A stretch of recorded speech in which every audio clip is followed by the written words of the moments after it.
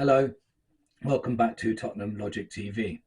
Has Ange Postecoglou been backed in the summer transfer window? Some fans will say yes, some fans will say no. Some fans will say if you say no, you're being negative, and some fans will say if you're saying yes, you're being super positive.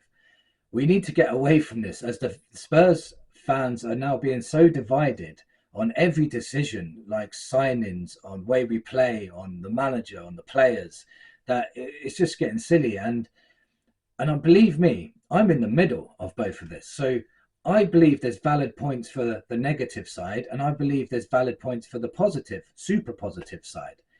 So that's what I want to talk about in this video. I'm going to give you both sides of the story on why people think these are good signings and why people think they are bad signings, and we should meet in the middle a little bit and undivide the fan base, try to anyway, if we can. But before I get into this video, please smash that like button, get this video shown to more Spurs fans so I can talk to more of you. Please subscribe. I'm so close to 1,000 subscribers now. Thank you to everyone that's supported this channel so far. And let's get into this video. So let's start from the top. Let's start from Levy. Levy promised with a new stadium, all this revenue coming in, with all the concerts, etc. going on, that we can now compete with the biggest teams in the Premier League and in Europe. Ange himself has said that he wants to win titles, he wants to win trophies. Top four has no interest of him, and he wants this club to be at the top level. So with all that in mind, let's talk about how the super positive fans are taking this on board and what they think. And then I'll talk about what the negative people are saying, and let's try and meet in the middle of, has he been backed or has he not been backed? So let's look at the signings first. So we brought Bergvall back in from loan. Bergvall, for me, if I look at it as a positive way now, first, Bergvall is a good signing. He's 18 years old. He's had no Prem experience whatsoever so far, but in pre-season he has looked super confident and at times one of our best midfielders.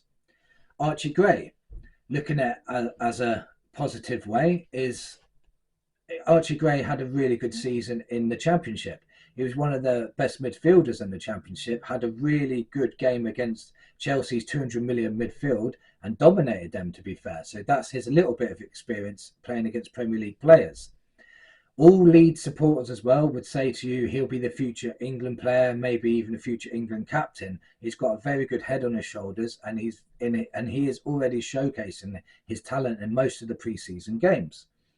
Solanke, bring Solanke in because Solanke is a striker that can score goals in Prem. He's Prem proven. We've brought in Yang, somebody for the future, which we said, you know, if Sonny is getting older now, we need someone to replace him like for like. As a youth player, Yang fits the bill, and he was cheap, so he could turn out to be an amazing bargain. Odegaard, I've only just signed him, but we needed an attacking midfielder that can play on the wings, and he's lightning quick. Again, we've signed somebody that can take on his man. That's something we needed. With Lancashire, Donnelly, Moore and Devine also coming through the youth and playing with the first team, they could excel when they come in and play for the first team and be in the first team place. You don't know. You can see why the positive people are happy with these signings, because they will tell you that our team is not full of youngsters. We have players like Sonny, Maddison, Bentancur, Romero, Vicario, Davis, Solanke, and even Kulu to an extent are experienced players that can help these youth players get the experience they need to progress onto the next level. We needed a number 9. We got one. We needed a right winger that can take on their man. We got one. We needed 2 more energetic midfielders. We got 2. We needed someone in the future to replace Sonny. We are trying to do that. That's no proof there, but we're trying to do that. We have cover. We have Sonny now playing on the left, and now we have cover for him in Werner. And a lot of people don't agree on Werner, but he does get the assists we need to score the goals. Another thing the positive people will say is you know, if you're good enough, you're old enough. So it doesn't matter about their age. We wouldn't sign them if they weren't good enough to play in the Premier League.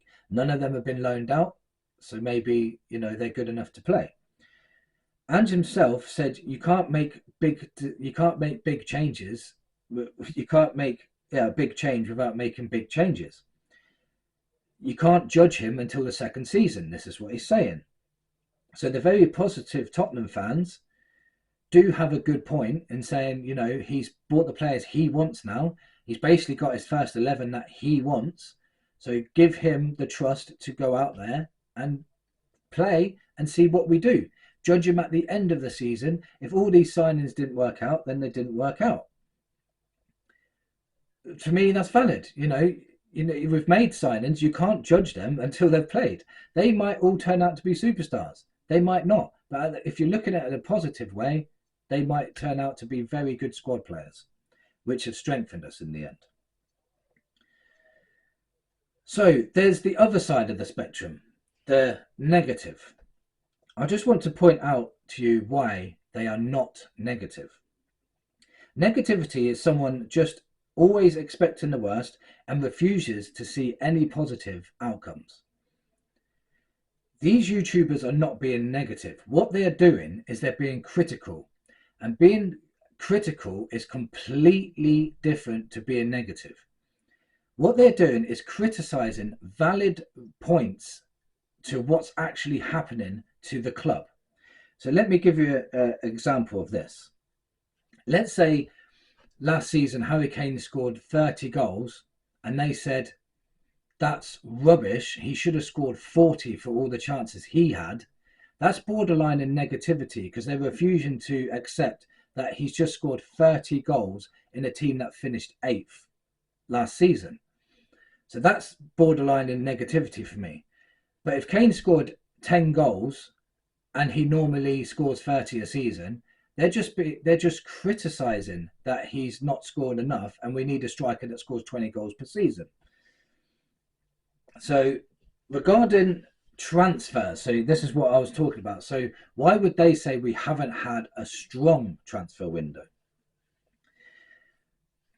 To put it bluntly, we've bought Young, Bergvall, Gray, Odeberg, and they're all 18 or 19 years old, and none of them are ready for first team action.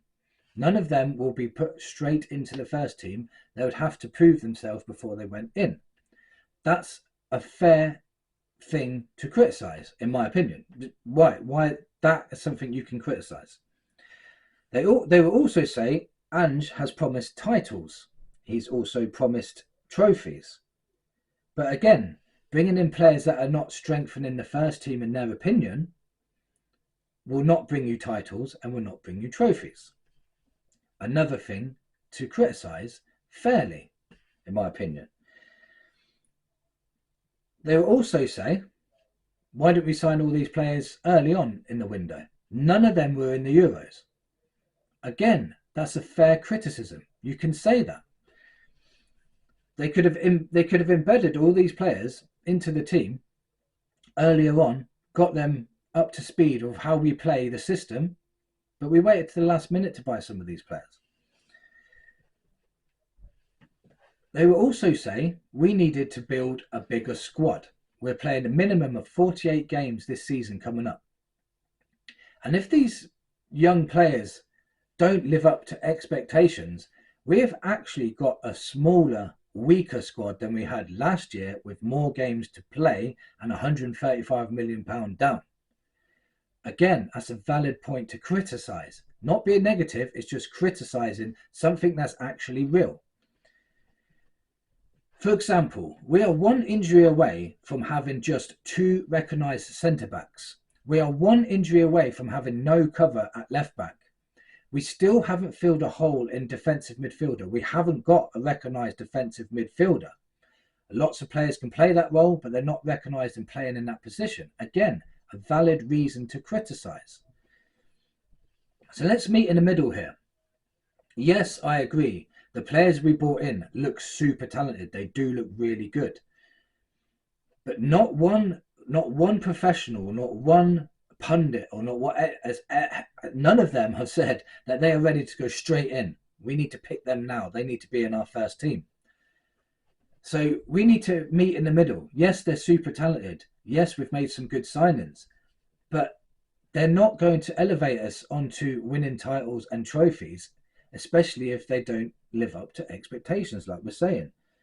The future looks bright. Let's be positive. Let's be super positive and say, if we bought ready now players, let's just say we bought ready now players, that does not guarantee that they're going to be superstars in our team or guaranteed first team place. They could come in and be absolutely awful. There's so many examples of this in the past. Torres came from Liverpool. He was a goal machine, went to Chelsea, and he couldn't score to save his life. You know, Werner the same. Well, it might be just a Chelsea thing, I don't know, but that's what I'm saying. So the super positive people saying that these youngsters might come in and elevate the team, but then the negative, critical YouTubers will say no because they're not proven, which again is valid. If we don't, the biggest problem that the positive and negative can agree on, I think, is both sides are saying that regardless of who we get in this transfer window, we have a problem in defence at the moment. We're so open, and even in the friendlies that didn't change. So regardless of the personnel, the critical YouTubers, not negative, critical of real things, remember, they will say that it doesn't matter who you bring in the transfer window if we play the same system and are vulnerable at the back and very open at the back and concede many, many goals. That's not going to elevate us to a title. And what team in history has ever won a title with a bad defence? Name one. I can't think of any, to be honest. So that's a valid thing to be critical about. But again, on the positive side, they'll say, well, he's had 1 year all these players have had 1 year with Ange. The system will be adapted. They just needed that 1 year to get used to the system. Now he's adding things to the system, which he has said he's doing. Players are saying that Ange is adapting his system. So all we can do is meet in the middle and say, look, we can criticise some things because they need to be criticised. They need to be pointed out. We can be positive with a lot of things too, because we are, we finished 5th last season, losing the best goal scorer we've ever had with lots and lots of injuries. So we did do very, very well, in my opinion. But now it needs to all come together. And Ange said, judge us on the second season. So all we can do is meet in the middle and say, look, he's got the players that he said he wants. He said he signs off all these players. So he's got the players he wants now. There's no more excuses. Let's judge him on the second season. At the end of the season, we can say, right, did he make a right decision by buying all these youth players? Did he make the right decision by not adapting his system if he doesn't adapt his system? Then we can say, right, at the end of it, go, right, Al, you was wrong, or whoever, YouTuber, you was wrong. And we'll go, right, now what are we going to do? Who is the biggest problem with this? Is this a Levy thing? Is this a manager thing? Is this a system thing? Then we can all get together and just meet in the middle and stop being so diverse. At the end of the day, us Spurs fans are all saying the same thing, but differently. Let me know in the comments what you think of the signings we've brought in. Has Ange been backed? Do you think the system is a problem? Do you think Levy is a problem? And do you think we're all agreeing to disagree at the same time? We're all saying the same thing. We all want trophies. There's not one YouTuber out there that I know of that doesn't want Spurs to win. We all want Spurs to win, but we all see it differently. Let me know your comments, and I'll see you on the next one. Come on, you Spurs.